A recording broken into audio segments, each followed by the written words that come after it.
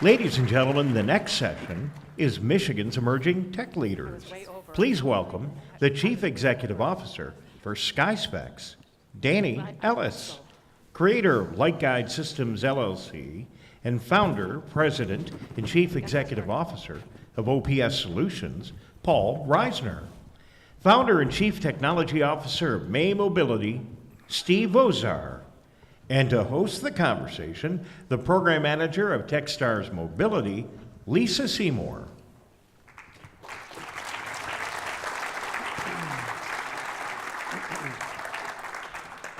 Hi everyone, welcome. Thanks for joining us today.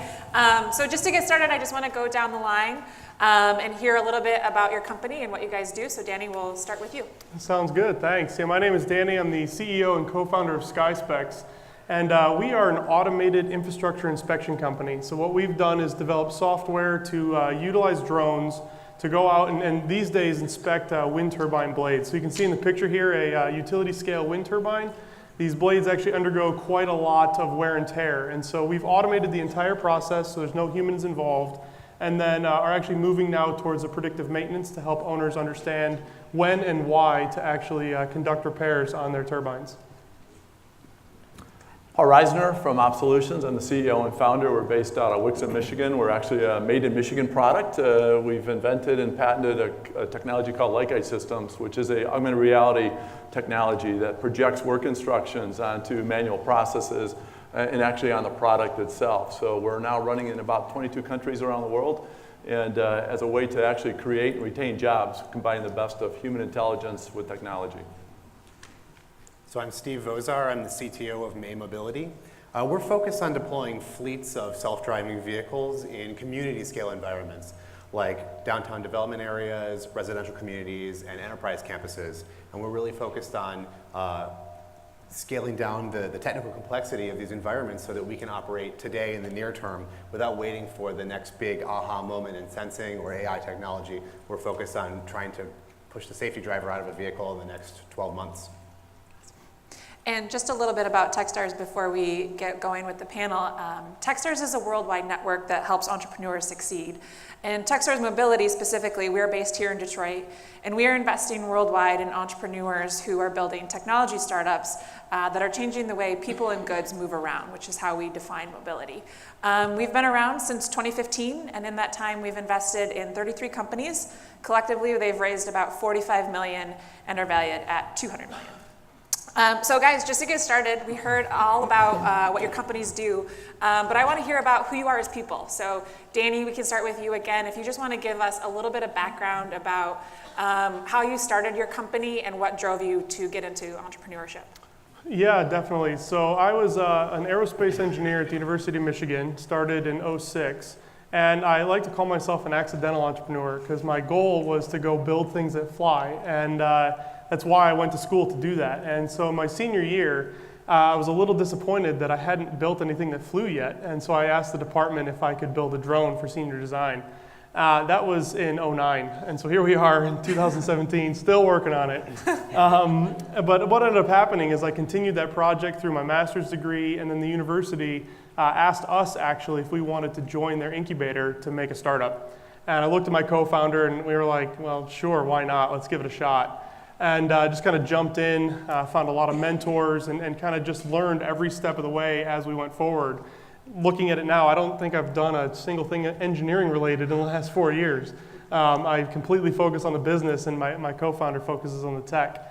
But yeah, I would say the opportunity coming out of the university and continuing a project like that it's something I didn't realize existed until I was deep into it. And now looking back, it was pretty obvious to me that entrepreneurship was where my career was taking me. I just didn't realize that's what it was called, or that's what the goal of entrepreneurship was. Let's see, I grew up on a small farm in Belleville, Michigan, and so it has been great. Actually, I've worked in manufacturing for about 30 years with General Motors, as well as Detroit Diesel and Bosch Fuel Systems, and invented this Light Guide System product. And I realized why I feel so comfortable at my first MICHauto summit, because listening to Glenn and Tom earlier, how about MICHauto was started, I think, in a garage with some beers in a driveway, if I remember it right. And Sounds very Michigan-like. Very Michigan-like, exactly. we kind of invented like-age systems around a ping pong table in my basement with a few beers involved as well. But it really comes from just a lot of these problems that have been experienced in manufacturing for many years, and that's inherent in the standard forms of work instructions, paper-based or monitor-based work instructions, which too oftentimes aren't read properly, so you end up with non-standardized work, and you end up with quality problems, productivity problems. So we decided we really need to find a better way to do this. So we're combining the right information at the right place and the right time to be able to place these work instructions as a part of somebody's natural workflow, whether they're building pizzas, pacemakers, or powertrains. Doesn't really matter. We want to make sure it's done right. Great. So I'm also a Michigan native. I grew up in Ann Arbor. I have 3 degrees from the University of Michigan, so I stuck around for a while. I've been working in robotics for about 10 years. And about 2 years ago, I started working on Ford's autonomous vehicle program with one of my co-founders, Ed Olson. Between Ed, our third co-founder, Allison Malik, and I, we've worked with Ford, Toyota, and GM, and we know, what their autonomous vehicle programs are like. We know what their goals are. We know how they're going to get there. And May Mobility was really founded as a reaction to that, because we see they're on a 5, 10, 15-year product roadmap, and we thought that there must be something that we can do today with the technology that we have today. So that's what we founded May Mobility to do, is to get the technology that we have now into the roads, on public roads, and find a profitable business. Great. Now, I think every single one of you mentioned Michigan at some point, either going to school there or growing up here, and you all chose to start your business here and hire people here and bring them here. So I want to hear, we can start with you, Paul, some things that, I'm sorry, Steve, what is attractive about starting a Michigan business in Michigan? What are the resources that are available, and why did you choose to headquarter here? Sure, for us it came down to Michigan is a lot of our homes, if not native-born, adopted homes, and we didn't want to. There's a big risk in founding a company, and we wanted to make sure that we weren't putting everything on the line by moving to a new place and with a lot of unknowns. And we knew that we had the resources that were available in Michigan, so it wasn't as big a risk as moving somewhere else. Also, for an autonomous vehicle startup, we have a lot of great resources here with proximity to the OEMs, to the tier 1 suppliers. There's a lot of talent here that we can draw from, and we're really excited to be in Michigan. There's a lot of people who want to help. They see the future of mobility, and they recognize that what we're working towards is in line with their values. And so people are really excited to have us here. We, because we all come from a manufacturing background in my company, we intentionally launched toward the automotive market, because we figured if it was going to work in automotive, it was going to work anywhere. So we couldn't have picked a better place to start up this company in Michigan, right in the heart of the automotive market here, because we're able to knock on a door of a VP at GM or Ford or Chrysler, and that door opens for us in order to be able to actually give them a little bit of an overview of our technology. And so between the ability to interact with a number of folks and create together here in the Michigan area has been tremendous for us, together with the fact that we just are able to hire some great people, and a lot of them have chips in their shoes, as we say. They already come from a manufacturing background. They understand our value proposition. They help take us to new levels on a daily basis. So we couldn't have asked for a better place to launch this product. Yeah, for us, our co-founders are Michigan natives, and so it made sense for us to be here to start. But in the early days, we were told, if you want to be successful, move to San Francisco now. And we decided we didn't really want to do that. We liked being here. We liked the connection we had to the university, to the state of Michigan as a whole. I know Ann Arbor Spark was a huge proponent in our early success. And what we found is there's a lot of talent here that wants to be involved in small, early stage businesses that isn't interested in moving away. And so we hired our first employees straight out of the university. I think our first legal documents were filed by the legal clinic at the University of Michigan. Our first business plan was written by some Ross students that helped us. We just took advantage of all these programs that we wouldn't have otherwise had available to us.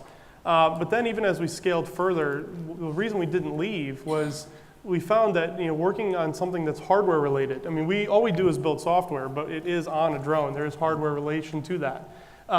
Michigan is really good at that. And so whether it's ground robots, underwater robots, manufacturing robots, aerial robots, you name it, we are much better at that here in Michigan and the Midwest as a whole than what you would find in San Francisco typically. So we found a huge benefit there. We also liked the mentality of, in Michigan, to build something that has value, not just to build something to spin it and sell it off quickly. And so we liked that the people around us were encouraging us to do that. And it wasn't like, oh, hey, how are you going to sell this in 18 months? And what are you going to move on to next? Which is typically the mentality elsewhere.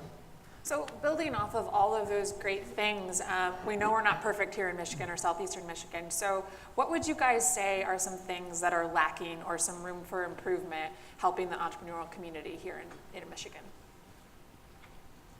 Sure, I guess I would start by saying, I would love it if more curriculum was taught in schools that talks about, what the value of equity in a startup is. And talking about risks versus rewards. We get a lot of people, when I'm talking to folks who might want to join us, I do have to walk them through what equity means and why our salaries might be a little bit lower. But once they figure that out, they come on board and they're convinced, but having to walk through that is sometimes difficult.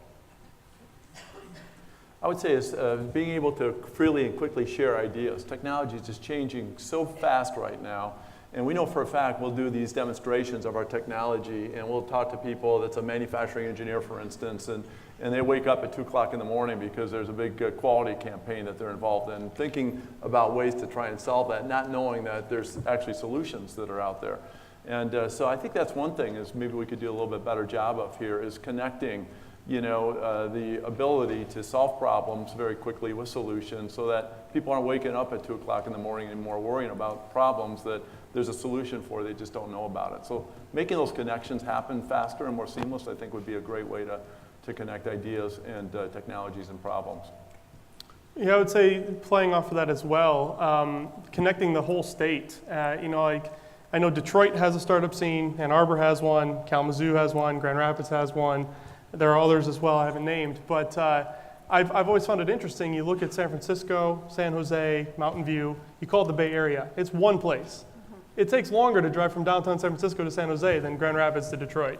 And so it's like just bringing that entire community together and helping each other with resources, funding, and anything that you've got there in the state, how do we help each other and stop putting walls up in between those areas and trying to compete here when we're trying to compete globally, realistically.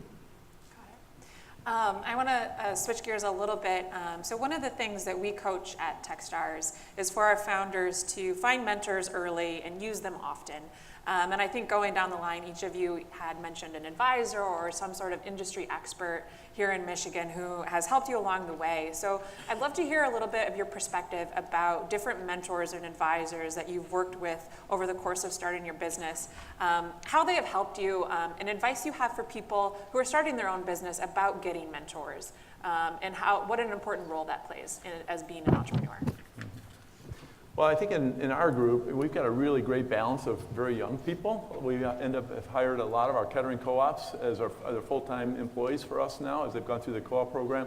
So we've got this really great mix of experienced people and really young folks as well. But from the experience side, a lot of us that have been in Michigan and in the manufacturing space for a long time have developed a really great network over time of just people we can reach out to. If there's a problem, typically we know somebody that's experienced that before and we can go ask them about how do you get funding or whatever it might be. So we're, I think, fortunate in that standpoint because we're able to have developed this network over time and be able to reach out to the right people, to get the right answers pretty quickly for us. It may not be the case with everybody, but in our case, that experience base has been very helpful for us. Yeah, for me, we would never have been successful without our mentors. I probably have 3-4 dozen different mentors that I keep in touch with on a fairly regular basis. This is the only job I've ever held. I've never had another job. And so, coming fresh out of school, nobody believes a bunch of students are going to succeed. And the way that we found, to kind of build some clout and get our name in the industry was to find the mentors that could help us and help us with those warm introductions that you ultimately need for funding, for customers, for pretty much anything. And one specific example, we found a mentor that was a lobbyist for drones in DC. And we actually met him when we were students working on the student project, and he just liked what we were doing. And when we started the company, drones were absolutely illegal for commercial application. And imagine trying to raise money for something that's illegal. It's not the easiest thing to do. And so he helped us actually get our name in DC at these meetings, really like off the record private meetings where we had to ditch our cell phone ahead of time to discuss what drone regulations are going to look like in the future. And so I found myself walking into the White House administrative office with Boeing, Lockheed Martin, Northrop Grumman, and SkySpecs. And this was 4 years ago, and discussing what we thought commercial regulations should be for drones. Fast forward to today, there are 2 rules written in the newest regulations that are because of us, and actually enables us to run our business the way we see fit. And so that would have never happened had we not had this one mentor. Now, my advice for getting mentors, I also mentor our Mentor Lisa's program at Techstars. And one of the questions I always get is, well, how do you find a good mentor? And my answer is just be a nice person. Just talk about what you do, be nice, don't ask them for things, don't go to someone saying, oh, hey, Paul, I really need a connection of yours. Like, that's the worst way to start off to find a mentor. But if you just talk to people and make friends, like, eventually you'll find people that are also just as motivated about your idea as you are, and they just simply want to help. Yeah, sure. I guess I would just add that events like this are great to network and meet people. You never know what contact you're going to make today that's going to be helpful in a few years. One of the things that I noticed when starting May Mobility is I had people coming out of the woodwork that I hadn't talked to in 5-10 years to congratulate me, see if I needed any help. I talked to a former colleague of mine who had the same dissertation advisor as I did this morning. He's now an associate dean at Detroit Mercy. And he just messaged me out of the blue, and we're talking about ways that we can have a pipeline of students to May. And so I think, as Danny said, be nice, keep up those contacts, and be open to people talking to you. Awesome. So number 1 piece of advice, don't be a jerk. In business and in life. And I know Danny has a great story related to this topic. I don't know about you guys, but love to chime in if you do have one. But Danny, if you could talk a little bit about sort of the business that you started with and where you are now, and what that journey looks like, and how you got from sort of point A to point B. Yeah, definitely. So, when we started, we did what I tell everyone not to do. We were a solution looking for a problem. We built this cool drone in grad school, and we went out to the world and were like, all right, who wants a drone? At the time, no one knew what that was. They really had no interest. So we looked at all the applications, and we're like, okay, there's military, there's hobby. We didn't really want to be in either of those areas, just personal reasons. And then we were like, all right, let's look at industry. Who in industry needs an autonomous drone? And we picked bridge inspection. Why, I don't even really remember. But we approached the Department of Transportation. They thought it was a great idea, but they really didn't have an easy way of funding really unproven technology. And so we kind of beat our heads against the wall for 8 months doing that. We're getting to the end of our grad school and had no more funding to keep going. And we were about to shut it all down, and an advisor of ours was like, well, hey, you should join this Michigan Clean Energy Venture Challenge. We're like, but we're not a clean energy company. And he's like, well, that's okay, just take out the bridge pictures, put wind turbines in, you qualify. And so it's exactly what we did. I knew nothing about the industry. Went up and pitched, we won the competition. That got us our first $50,000 in funding. And they just kind of accelerated from there. We started going to conferences, meeting people. But then the next kind of pivot, and by the way, I hate that word.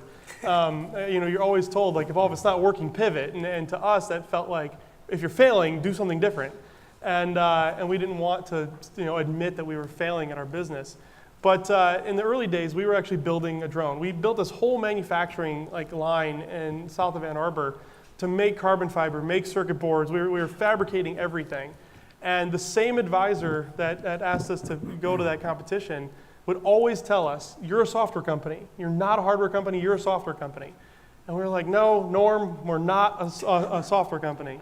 And fast forward many years later, all of a sudden we realized we were actually competing at trying to make the best hardware and the best software and the best field services. And we learned, as an early startup, you're really only allowed to be good at one thing. And that one thing you need to be the absolute best at in the world. And everything else, you just have to find things you can bolt on to deliver that value to the world. And as soon as we made that switch and bought off-the-shelf stuff and put our software on board and used third-party service people to actually deliver the service, all of a sudden we started becoming the best in the world at exactly what we do. Now, it's very specific. But without that realization, we would have failed 4 years ago. I wrote a paragraph or a chapter in an entrepreneurship book once, and I credited this advisor, Norm, and I was like, oh, hey, we are a software company. So. But it is hard to admit that the path you're going down originally is not the path that is going to be the fastest to success. Paul, Steve, do you guys have any stories about your companies, where they started versus where they are now and how different they look? Yeah, absolutely. Pretty much the same type of thing is we've taken a lot of detours along the way to end up where we are today. And we're probably going to be quite a bit different even in a couple more years than we are today, too. You just have to be flexible enough to change to market conditions and truly listening to the voice of the customer. In our case, we started out with a technology using lasers, thinking lasers are very bright, they're very precise, that's going to be the way to go. But pretty soon we ended up realizing, especially listening to our customers that were seeing our first prototypes, and we were out there as quick as we could, just letting people kick the tires on our technology a little bit. They're saying, hey, it's kind of good what you got, but here's what can make it better and better. So we just kind of incorporated a lot of that feedback into revised versions of our system moving forward. And eventually we were able to start actually selling some systems, which worked out pretty good. But it was really interesting going to the Ford original assembly plant last night where the assembly line was invented. And I didn't realize it, but Henry Ford actually started 2 companies that failed, car companies, before he finally got the first one to be successful. So it's kind of interesting to hear him as an entrepreneur having gone through a very similar path before he kind of landed on that magic combination of technology and ideas. I promise. I won't do So it last time. May Mobility is less than a year old, so it looks very similar to when we started. However, very early on, we did face basically a fork in the road. We were looking at fielding autonomous vehicles to do something, and pretty quickly it came down to whether it was going to be moving people or moving cargo. And being Midwesterners, we wanted to please everyone, but we were facing a lot, and we're sort of leaning towards moving people. That's what our passion was, and we were facing a lot of pressure from some VCs and from advisors saying, moving cargo is very lucrative. It's going to be easier. It's going to be an easier path to market. And we sort of had to do some soul gazing and decide, this is not who we want to be. This is not what we're passionate about. And I think after we made that decision, it made it a lot easier to say no to those types of things. It made it easier to focus on what we wanted to do. And it was sort of liberating in the way of saying, no, we're focusing on this. If we need to do a pivot later, we can do that. But I don't see that in the future for us. So. And just to wrap up here, guys, I know you guys have dropped a lot of wisdom on us already, but I know we have some students in the audience, so I'd love to just go down the line and your biggest piece of advice for students or folks who are sort of interested in entrepreneurship, piece of advice to help them get started. I guess I'd say just try a lot of different things. So prior to founding May, I worked in nanotechnology, I worked in combustion, I worked in telerobotics, finally moved over to autonomy. And all of those bits of experiences have shaped who I am today. I failed a lot in those things. I learned a lot in the process, and I draw on those experiences every day. So nothing is a loss. You can always bring back what you're thinking about before to today, and there's always experience that will carry forward. And I would just say develop your network early, because that's going to be invaluable as you go forward with whatever kind of career or idea or you want to try and implement. That's going to be very important to be able to have this network you can reach out to in real time, and be able to pull in resources and ideas.